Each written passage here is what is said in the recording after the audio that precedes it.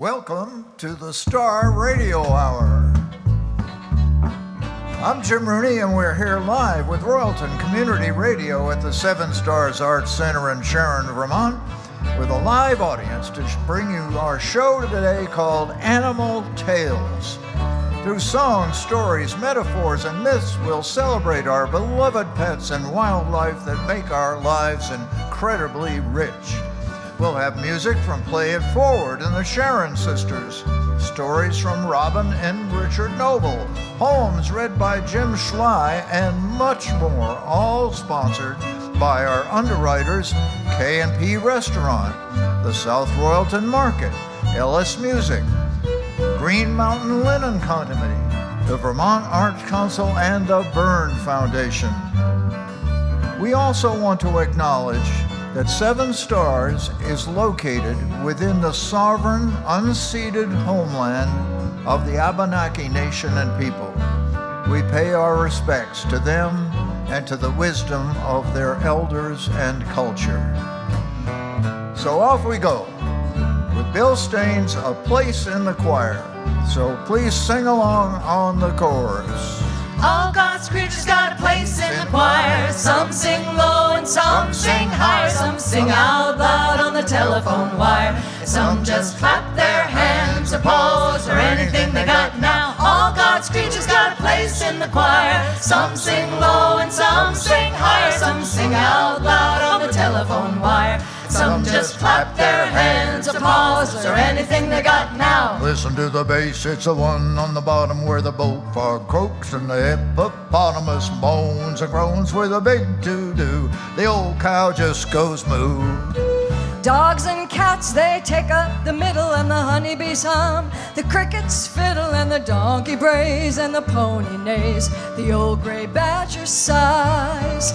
All God's creatures got a place in the choir. Some sing low and some sing higher. Some sing out loud on the telephone wire. Some just clap their hands or paws or anything they got now.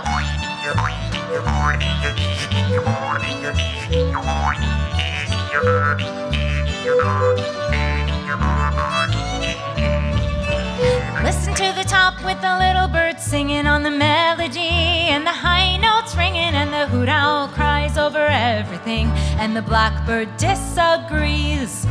Singing in the nighttime, singing in the day, the little duck quacks and he's on his way.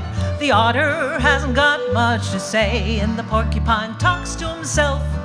All God's creatures got a place in the choir. Some sing low and some sing higher. Some sing out loud on the telephone wire. Some just clap their hands or paws or anything they got now. It's a simple song, a living song everywhere, by the ox and the fox and the grizzly bear, the grumpy alligator and the hawk above, the sly old weasel and the turtle dove.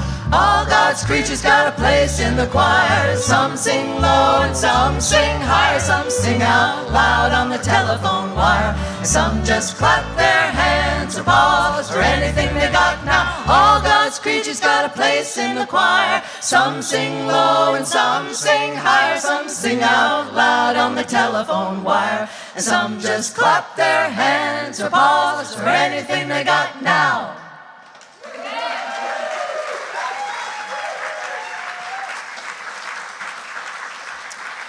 And now let's have a poem from Jim Schley. This is The Bee by Emily Dickinson. The bee. Like trains of cars on tracks of plush, I hear the level bee. A jar across the flowers goes. Their velvet masonry withstands until the sweet assault their chivalry consumes, while he, victorious, tilts away to vanquish other blooms. His feet are shod with gauze. His helmet is of gold. His breast a single onyx with chrysoprase inlaid. His labor is a chant, his idleness a tune. Oh, for a bee's experience of clovers and of noon.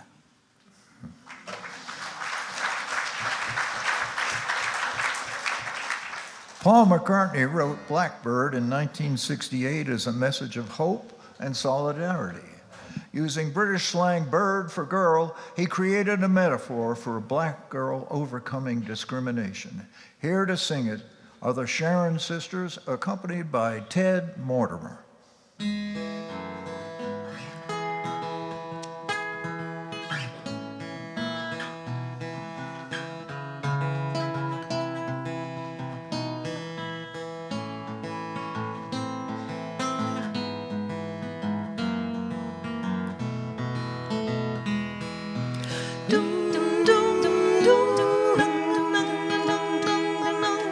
Blackbird singing in the dead of night. Take these broken wings and learn to fly. All your love. You were only waiting for this moment to arise.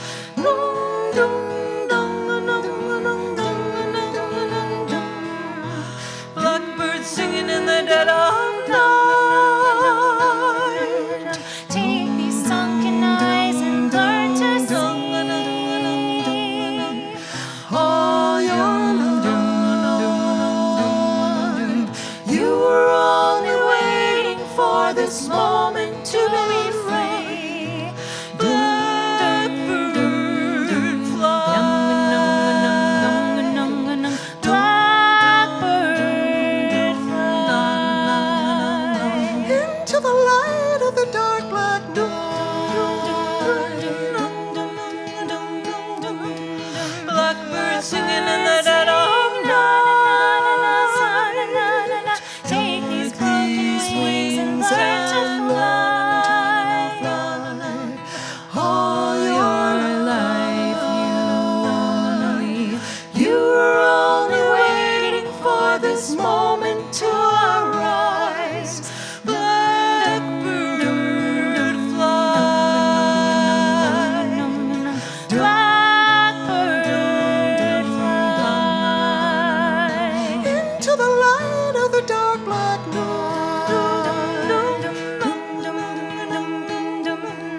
Blackbird singing in the dead of night. Take these wings, learn to fly. All your life you were only waiting for this moment to arise. You were only waiting for this moment to arise. You were only waiting for this moment to arise.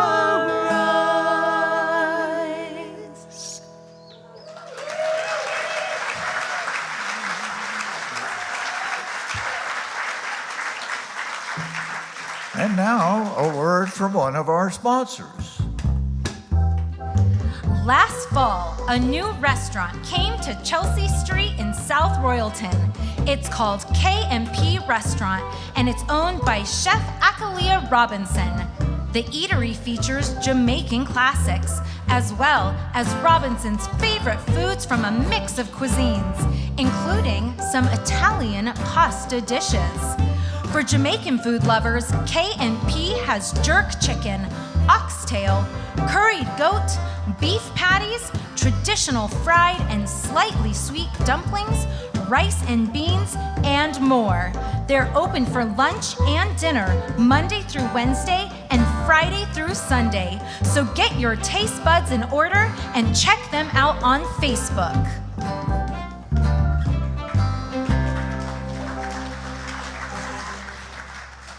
Everybody Wants to Be a Cat was written by Floyd Huddleston and Al Rinder for Disney's 1970 animated film, The Aristocats. Here to sing it today is one of Sharon's most sophisticated cats, Ann Mellebeck.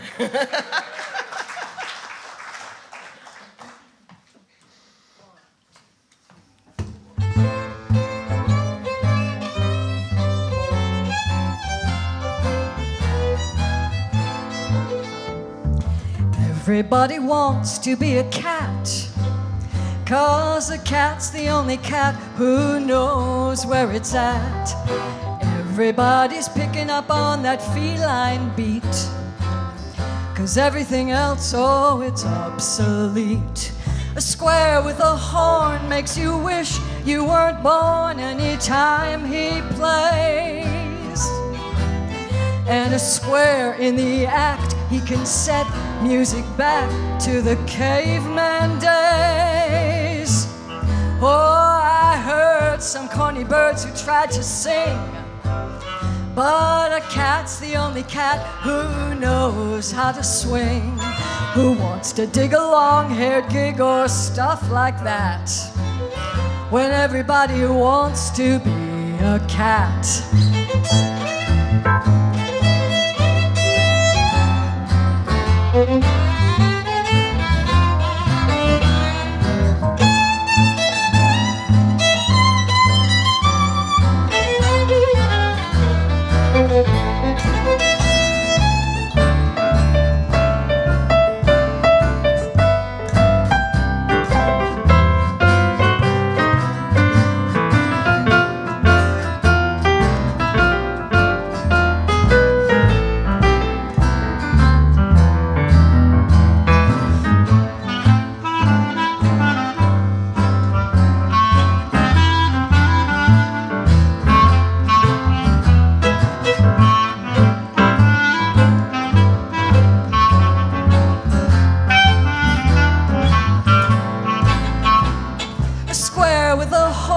Makes you wish you weren't born anytime he plays.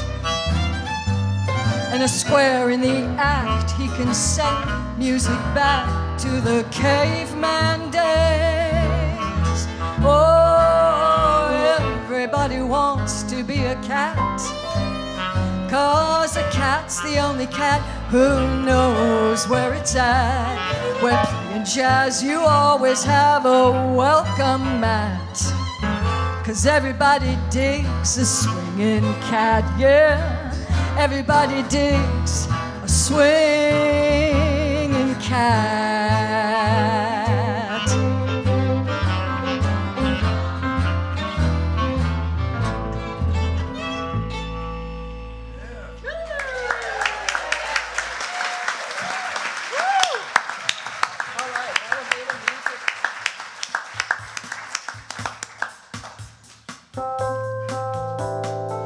Now, a story called Elevator Therapy, written by Nancy Moss.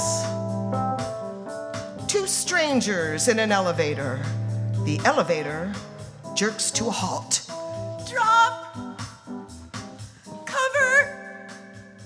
Hold on. It's not an earthquake. It's the elevator again. I just pushed the help button. What does that do? It's the help button. It gets help. There, Trixie. It's all over. Good girl. You were very brave. How about a treat? Here you are. Good girl. Where is Trixie? Right here. Oh my gosh. She's a companion dog. She doesn't need a leash. Well, of course she doesn't. She's invisible. I saw a movie once where an elevator got stuck and the hero, that would be you, climbed up to a ventilation panel. He opened it up and climbed right out. That man was a highly paid stuntman who gets paid for doing things like that. A big, strong man who makes lots of money. Besides, I don't see a panel up there. Well, that's too bad. Oh no, my therapist will kill me. I'm gonna be late. Kill you? A therapist? My elevator broke down sounds so fake, and she's sort of OCD about being on time. I don't want to be rude, but... But what? I think you need a new therapist. Killing someone because of a perfectly reasonable situation is unreasonable. You think I need a new one? I'd say so, yes. You'd be wrong. She helps me with my fear of small spaces, being trapped in them. You mean like elevators? That's right. My mom used to shut me in a closet sometimes to punish me. That's cruel. Well, she meant well. but it left its mark. So I identify with animals in zoos. My sense of being trapped in small spaces, sometimes it gets the better of me. It builds up over time. Like how? I'm glad you asked. That's a hyena. That's why they're called laughing. I get it. Feels better already, letting it all out. The tension. That's good. It always makes me hungry, those animal noises. I have some chocolate. Would you like one? No thanks. What about, what's her name, Frisky? Trixie? No way. Are you trying to kill my dog? Chocolate can be fatal for dogs. I'm sorry, I didn't know. I'd have to take her to the vet. Wouldn't I, girl? We wouldn't like that. These are the treats she likes. Gobbles them right up. Good girl. That's nice. Is she a crotch sniffer? A what? A crotch sniffer, you know, at parties you're standing there and suddenly there's a nose up your butt.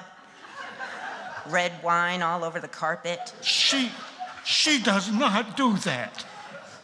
She's a beagle mostly, but not big enough. But even if she were, she would not do that. No siree. We wouldn't do that, would we? Well, that's good. Oh, it's beginning to build up again. What is? My sense of being trapped. Walls closing in. Attention, attention. They're calling us. They know about us. Did someone in this elevator push the help button? I did. It's building up. You should not push the help button unless there's an emergency. This is an emergency. I can't hear you, sir. There's some interference. This is an emergency. A real emergency. We'll get you some help, sir. Just stay calm. I'll try. Aviaries look like there's lots of room for birds, but there isn't. Birds keep bumping up against the wiring. Poor things. Let me guess. You were a crow. You could tell. Very intelligent birds, crows. Tool users. We could pass the time telling jokes until help comes, so it doesn't start building up on me. All right. I'll go first. What did the sadist say to the masochist? I'll bite. What? Nothing. You gotta think about it. Right. Oh, no. What? Trixie couldn't hold it in anymore. She peed on the floor. Ew. It's not her fault. I was taking her out to do her business when this happened. Good girl, Trixie. You did the best you could. We know that. The nice lady doesn't mind. Hers doesn't smell, does it? No. Because she's not real. She is to me. She was in the park when I went out for my walk one day. No owner in sight. She looked at me with those big brown eyes. I was hooked. I sensed that we could help each other, that she was lonely too. I have my analyst card right here, somewhere. You don't understand. You don't understand at all. I'm not looking for an analyst. Maybe you should. Oh, it's none of your business. Not at all. Get her, Trixie. Thicker. See? You thought she was real. For a moment, maybe. Oh, it's building up again. Back, Trixie, back. It's all right, girl. Just noise. It won't hurt you. A lion, right? King of the jungle. Queen, in this case. Oh, that's so much better. I feel calm again. Can I pet her? That's a good idea. That's nice. It's soft. Wiry, actually. It's moving again. Oh, the doors are open. Well, nice to meet you. Maybe we'll run into each other again. Yeah, maybe. If I don't see you first. He's crazy.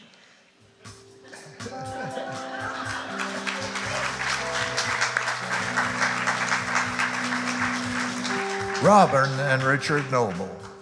And now a word from another of our sponsors. In 1946, Dick Ellis began teaching private music lessons in central Vermont and started bands in South Royalton, Randolph, Rochester, and Bethel. In order to provide his students with affordable instruments, Dick began renting instruments, originally for as little as $1 a week. Eventually, music educator colleagues began asking for instruments and supplies for their students, which led to the founding of Ellis Music Company, which is still operating today and providing musical instruments, sheet music, and accessories throughout Vermont and New Hampshire. Ellis Music is located on Route 107 in Bethel, Vermont, and is the place to start or continue your musical adventure. For more, check out ellismusic.com. Yeah. Well, now I'm going to sing you a song I learned from Lyle Lovett, and he learned it from Steve Fromholtz, a wonderful Texas songwriter, and it's about figurative bears living among us, serves as a commentary on thorny human personalities, inner demons, and societal contradictions, using bear behavior as a metaphor for people.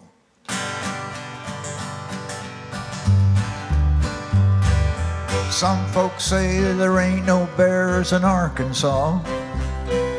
Some folks say there ain't no bears at all. Some say the bears go around eating babies raw. Some folks got a bear across the hall. Some folks say the bears go around smelling bad. Some folks say the bear's a honey sweet. Some folks say this bear's the best I ever had. Some folks got a bear beneath their feet. Now some folks drive the bears out of the wilderness. Some to see a bear would pay a fee. Me, I just bear up to my bewilderedness. Some folks even see the bear in me.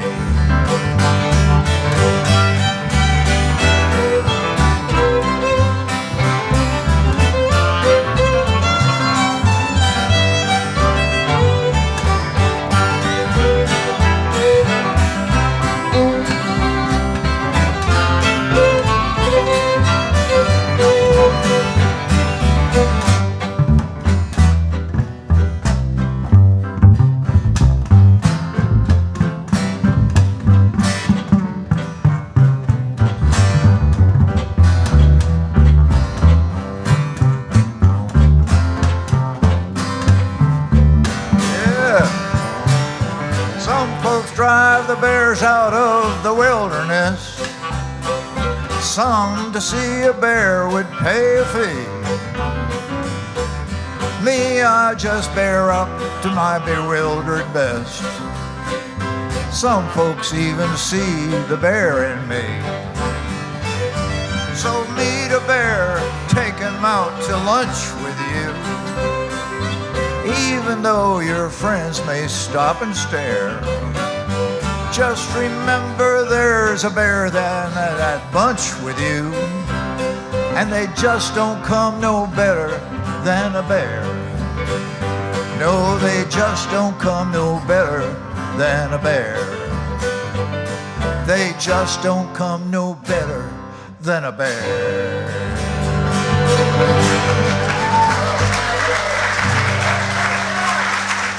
Steve Fromholtz wrote that.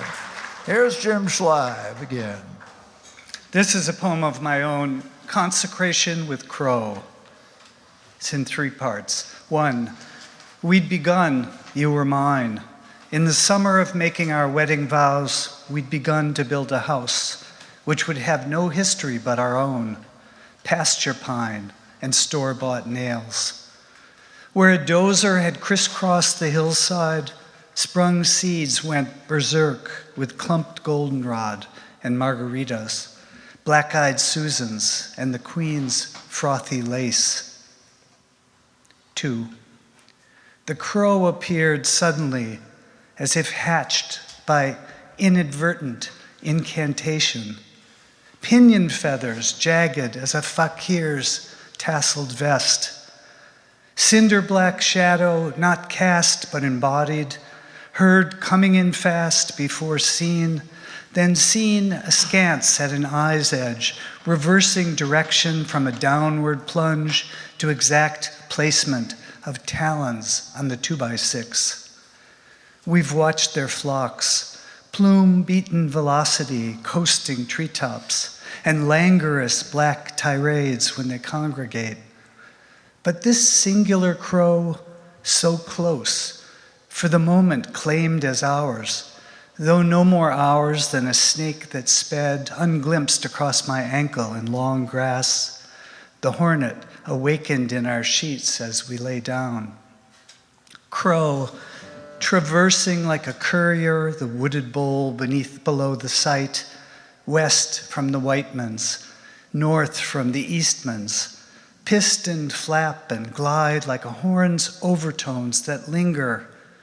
See the torso between centrifugal wingspan whose downstroke compresses the air below, creates vacuum above, which lifts, this is flight, perpetuating pressure drop, administering an updraft. Arriving on your shoulder to snatch the pencil from a pocket, brandished slantwise like a crooked cigarillo. So near, feathers upon spines, diametrical and multicolored, like oil on asphalt. Not fur, not scales, not skin. The crow is nothing like us, widening its mouth so the bone-hard beak pries out a soothsayer's blackened Gaelic, fluted diphthongs or fibrous throat-worn creaks, variable as reasoning, or shocking and abrupt as raw exhalations of mood. I cannot imagine this bird in an egg. Big as a cat now, pointed at either end like a double trowel, rocking head and tail, unpacking the nail can like the derricks that preside over scrapyards. 3, we who were migratory, in transit even when resting down, insatiable for elsewhere, we who encountered that household god, cracked and cockeyed balladeer, vizier and anchorite, autochthonous novitiate, and sponsor of this clearing in the maples and pines, we appear to have settled, here as though forever, this slope, this mix of hardwoods and soft, with hammer and handsaws, and what faith, what gall, to build a house. With pressing, fastening, sometimes adhering, to make a marriage. Thank you.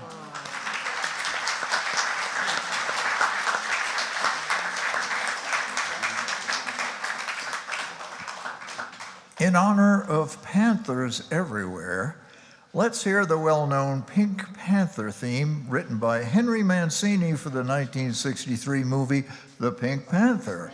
It was nominated for the Academy Awards for Best Original Score, but lost out to Mary Poppins.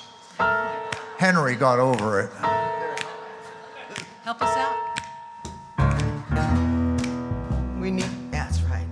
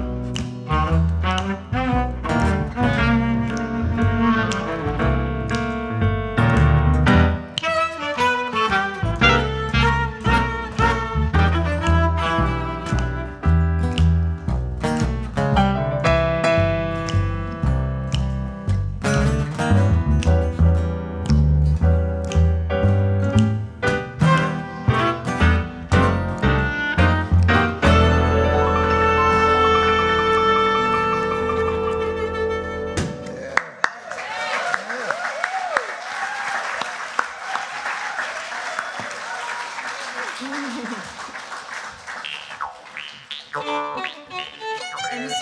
by her grandfather's community-based business in Broadbrook Valley, Robin Maynard Seaver created Green Mountain Linen with the intention of carrying on his legacy, promoting healthy, sustainable farming, and by growing flax and creating products from linen.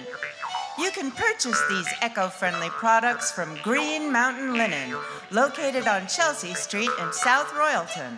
They are open Monday through Saturday from 10 a.m. to 5 p.m. and on Sunday from 10 a.m. to 2 p.m. Also, check out their website at greenmountainlinen.com for more information about special events and workshops.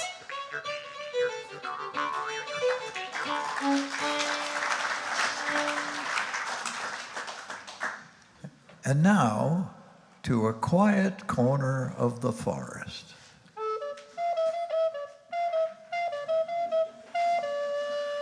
Rock, I'm bored. Now that Ursula is a yearling and out on her own, it's so quiet here in the den. Can't we do something this evening? Oh, Reba, why don't we see what those humans across the field are watching on TV tonight? Great idea. Hey, it's Wednesday. Isn't our animal neighbors on tonight? Oh, I love that episode about alligators. Just as I hoped. The window is open. We've got audio.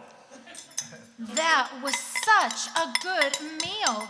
That salmon was to die for. Oh, I can't wait until that hits the compost pile. Don't bother with the dishes right now. My favorite program is just starting. Welcome to Our Animal Neighbors, where we look at how to cohabitate with members of the wild kingdom. Tonight we focus on the American black bear, the most common ursine species in North America. That's us. Did you hear something? Probably a frog. Also known as Ursus americanus, black bears are found throughout the continent.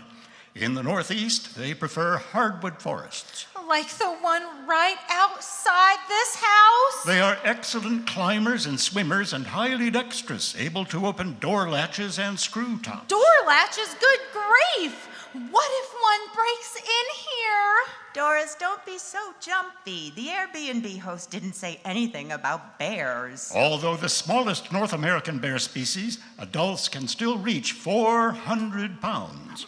Nonsense! I'm not a pound over 350. Black bears have good eyesight and can easily distinguish color. Oh, you bet we can. Like the hideous color of that couch.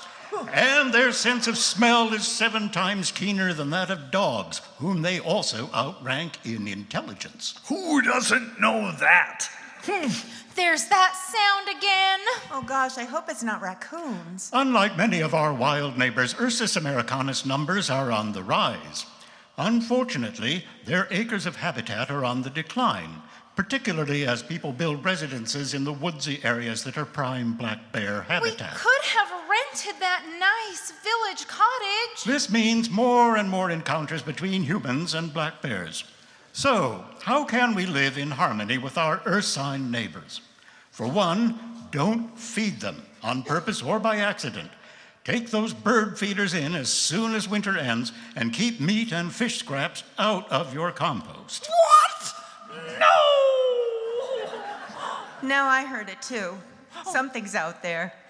Barack, do something. Oh,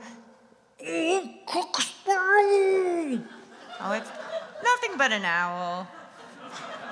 Let's turn this off. You're too subjectable.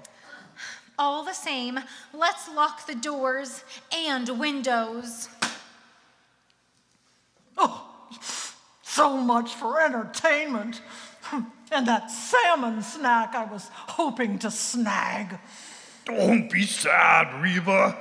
I'm sure we can make our own fun. Slow down, buddy. Mating season is still a month off. Not for some of us.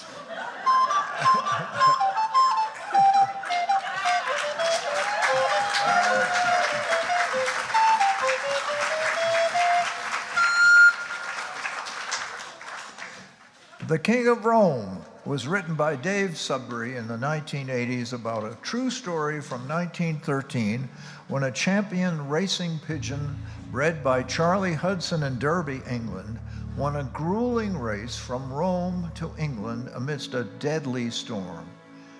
The song honors the working class dream of victory.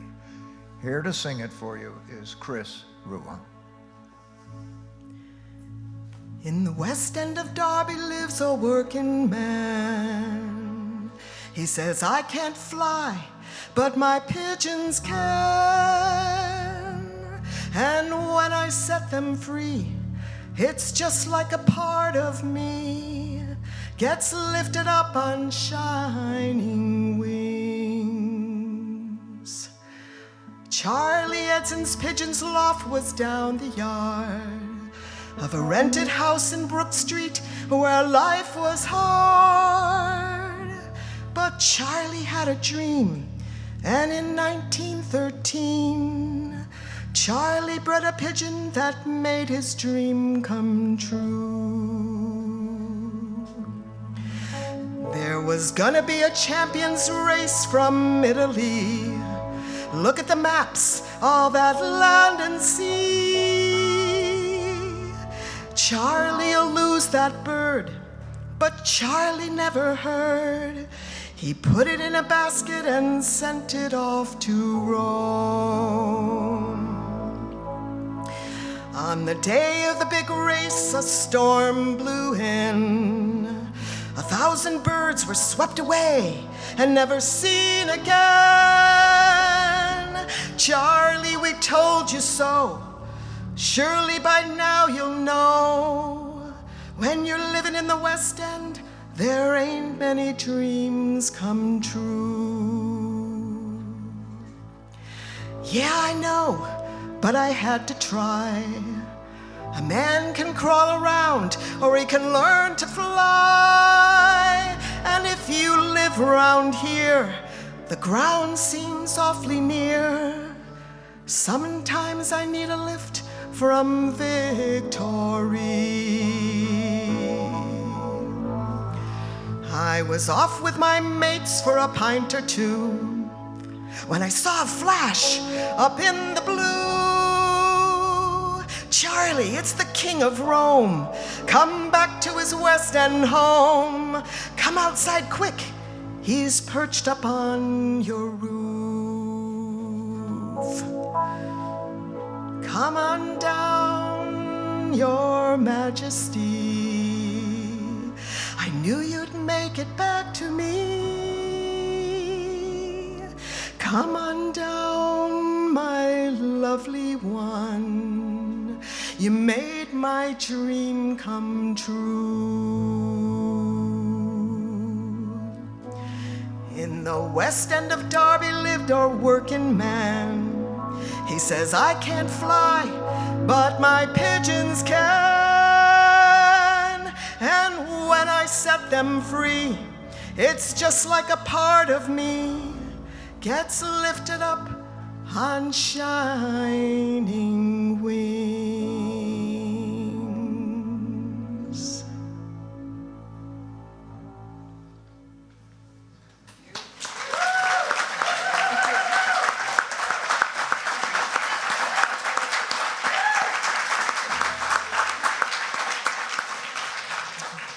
We got a couple of traditional tunes for you now. Old Grey Cat is a popular tune on the North American contra dance circuit and borrowed from the Scottish repertoire, and Caribou Reel, composed by Andy DeJarlis, a prolific Canadian Métis fiddler and composer from Manitoba. Old Grey Cat, the Caribou Reel.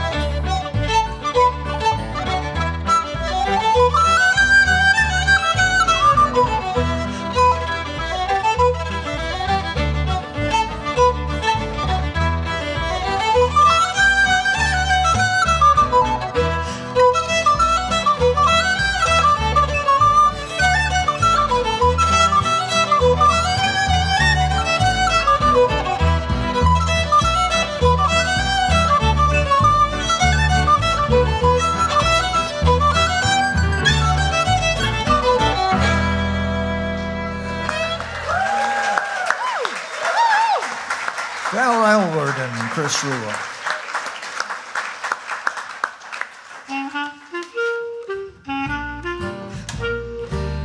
When it's time to do your grocery shopping, then it's time to go to the South Royalton Market, located on Chelsea Street in South Royalton. And if you're a member, you get a discount twice a month, once on a day of your choice, which is called a wild card discount, and again on one of our 2 monthly member appreciation days, which occur on the second and fourth Wednesday of each month. Besides all the standard offerings, specials include local produce, Vermont specialty products, craft beer, and an eclectic selection of wine, regional cheeses, and meats, as well as an extensive bulk section. The South Royalton Market is open Mondays through Fridays from 7:30 a.m. to 7 p.m., Saturdays from 8 a.m. to 6 p.m., and Sundays from 9 a.m. to 6 p.m. Shop the South Royalton Market, the heart of the community.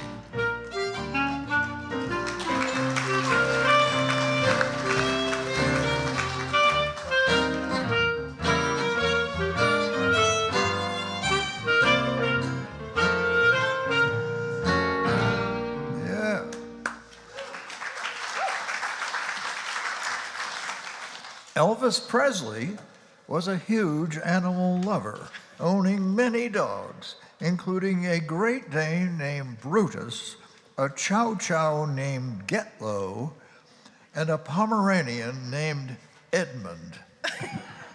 A dog's life focuses on the luxury of being a pet, pampered pet of a rich brunette, and the desire for a simple, comfortable life.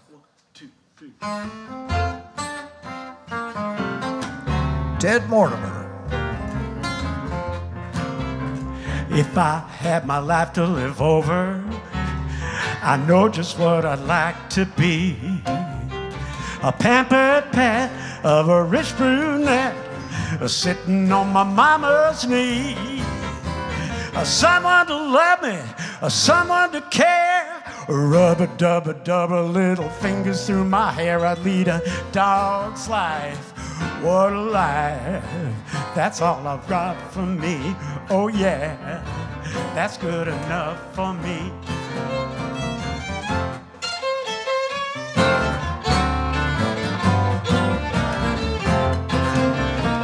If I had a bone to be picking, I'd be picking chicken or a steak. Curled up there on an easy chair, man, that won't be hard to take. I'd always be faithful, that's what I'd be. Never bite the hand that feeds me, no siree. I lead a dog's life, what a life. That's good enough for me, oh yeah, that's good enough for me.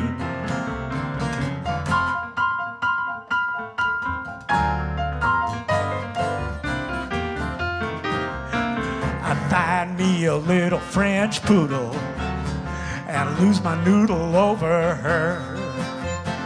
I chase her around all over town just to rustle up her fur.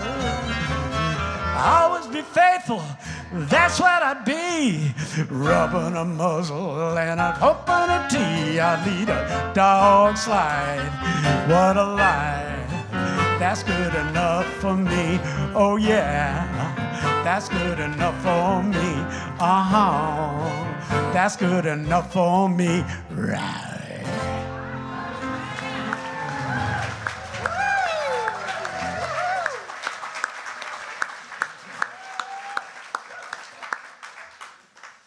The Animals in Winter by George Dennison. The children called at dusk from the porch.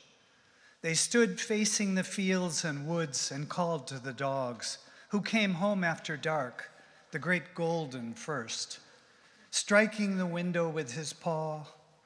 "Children, I am here, let me in."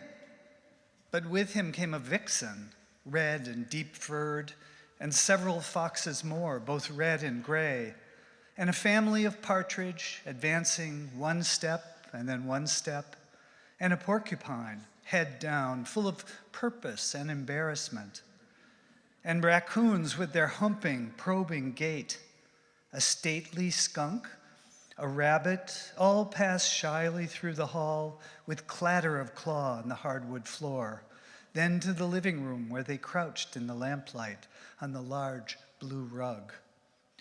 They held their heads erect and blinked their eyes. Now the children heard the chuffing of the second dog, the black one.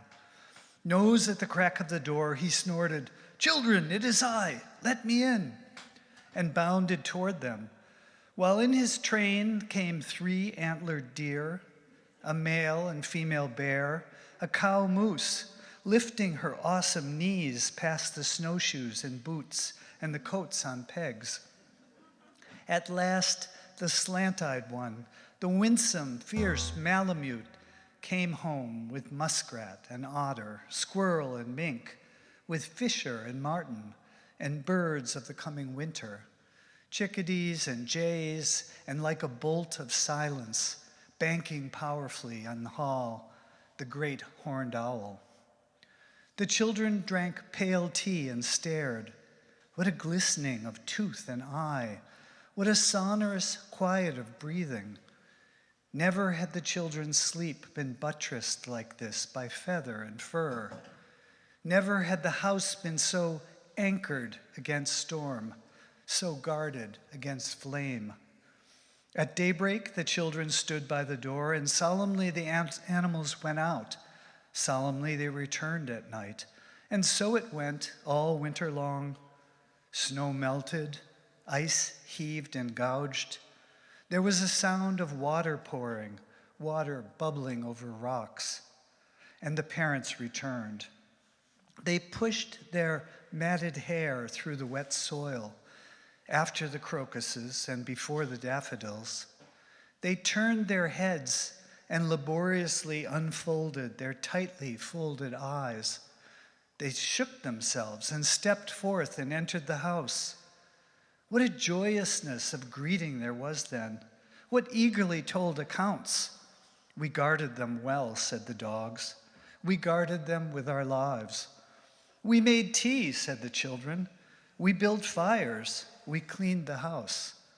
"Ah, children, children," said the parents, "how we missed you underground, how we yearned for the sight of your faces, your small feet. Come to us, darlings, come," they said, and opened wide their arms.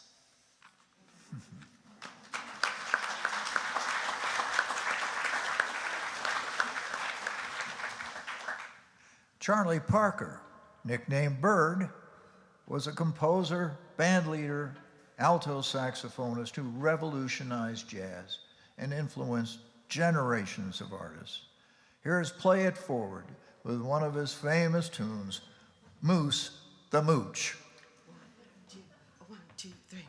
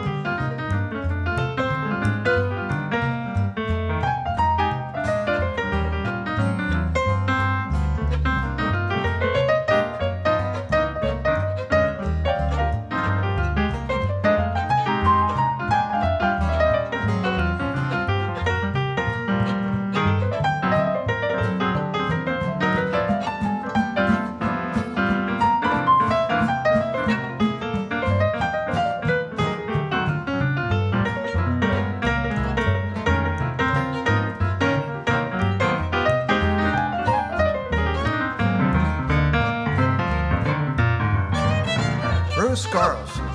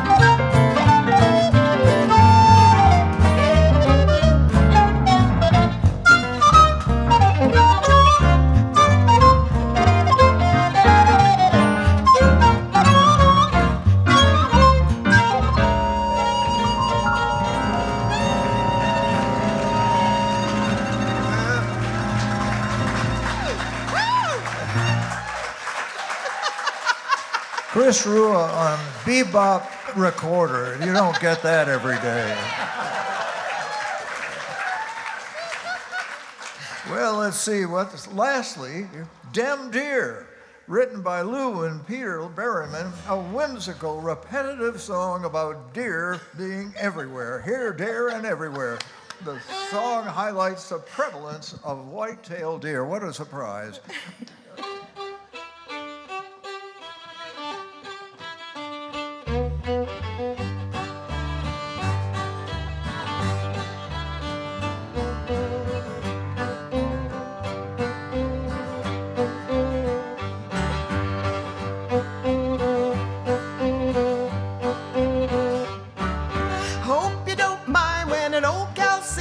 Helps me to keep my mind on things. So when I go down where the animals thrive, I sing this song on the treacherous drive. Dem deer, dare here, dem dare, dare, dare here, dare, dare, dare everywhere. Dem deer, dare here, dem dare, dare, dare here, dare, dare, dare everywhere. At dawn in fields and coniferous groves, bucks and does come alive in droves. Just when you think the coast is clear, there in the road is a white-tailed deer. Dem deer, dare here, dem dare, dare, dare here, dare, dare, dare everywhere. Dem deer, dare here, dem dare, dare, dare here, dare, dare, dare everywhere. Venison land as the day goes by. The sun lay low when the sun is high.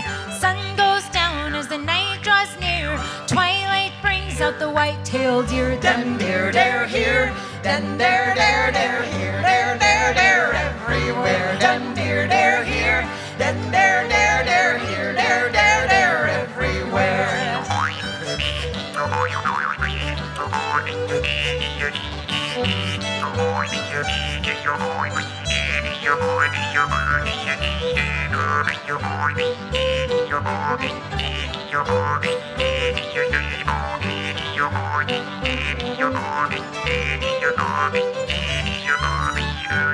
Bucks bed down where the tall grass grows. Fawns they doze where the doe does doze. Doze, doze, doze here. Doze, doze, doze there. Those are the habits of the white-tailed deer. Dem deer, dare here, dem dare, dare, dare here, dare, dare, dare everywhere. Dem deer, dare here, dem dare, dare, dare here, dare, dare, dare everywhere. Dem deer, dare here, dem dare, dare, dare, dare, dare, dare, dare everywhere. Dare, dare, here, dare here, dem dare, dare, dare here, dem dare, dare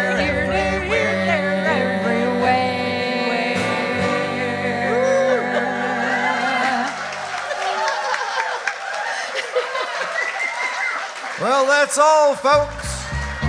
Keep an ear out for our fall show, the Star Radio Hour, production of Seven Stars Arts Center, directed by Chris Rua. Thanks to our underwriters, K&P Restaurant, Green Mountain Linen, Ellis Music, the South Royalton Market, the Byrne Foundation, and the Vermont Arts Council. Thanks to the engineers for Royalton Community Radio, Todd Tyson, Bob DeBartolo. Sound by Michael Barsanti. Woohoo! Poems read by Jim Schley. Storytellers, Robin and Richard Noble. Radio voices, Becky Bailey, Jim Schley, and Rob, that's it. Play it forward. Cal Elwood, fiddle. Bruce Sklar, keyboards. Ted Mortimer, guitar. Linda Ingalls, bass and trombone. Vocalist Becky Bailey, Bethany Knapziger, Ann Mapplebeck, and Chris Rua on winds and vocals. Thanks to our volunteers, Jill Wilcox, Donna Isaacs, Joni Mitwanke, and Bob Stoddard. Also, Victoria Fullerton and Cindy Wells for promotions, and our house manager, Ann Mapplebeck. I'm Jim Rooney. Thanks for listening. All those got a place in the choir. Some sing low and some sing higher. Some sing out loud on the telephone wire. And some just clap their hands or paws or anything they got now. All God's creatures got a place in the choir. Some sing low and some sing higher. Some sing out loud on the telephone wire. And some just clap their hands or paws or anything they got now. Listen to the bass, it's the one on the bottom with the bullfrog croaks and the hippopotamus moans and groans. Big doo-doo, the old cow just goes moo. And the dogs and the cats, they take up the middle while the honeybees hum. And the crickets fiddle and the donkey brays and the pony neighs. The old gray badger sighs. All God's creatures got a place in the choir. Some sing low and some sing higher. Some sing out loud on the telephone wire. Some just clap their hands or paws or anything they got now.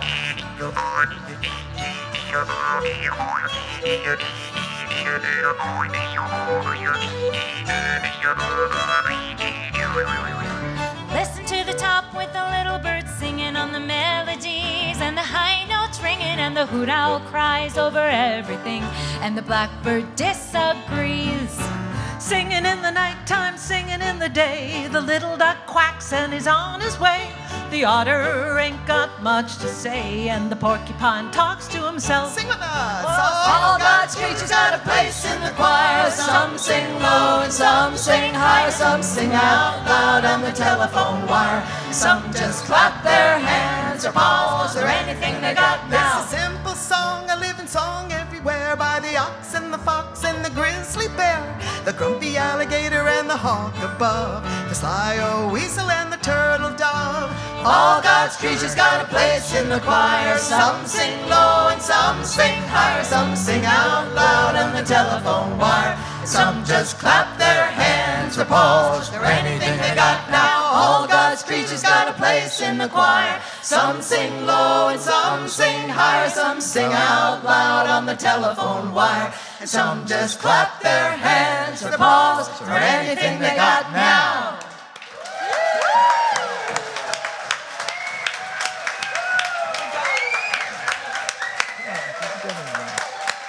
Hey, thank you. Don't go anywhere. Thank you.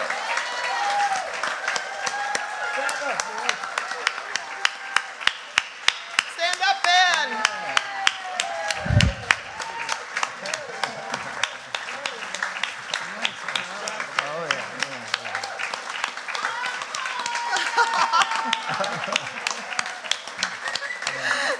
Actually, while you're standing, we want to bring a couple people here, Becky and Jim, forward. Could you come over, Becky and Jim?